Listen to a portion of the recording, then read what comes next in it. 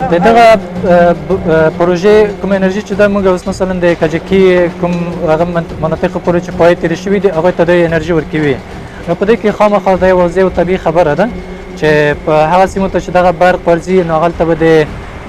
هغوی ګواښونه به وي، د هغوی مثلا مشکلات به وي، مثلا دولت به نشي کولی چې خپل بیلونه مثلا ټول کړي.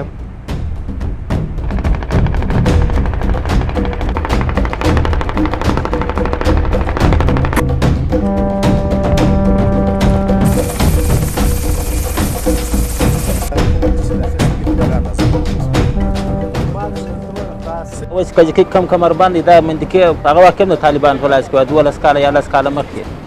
یو 2 کاله تر هغه وروسته بیا حکومت په لاس کې سولې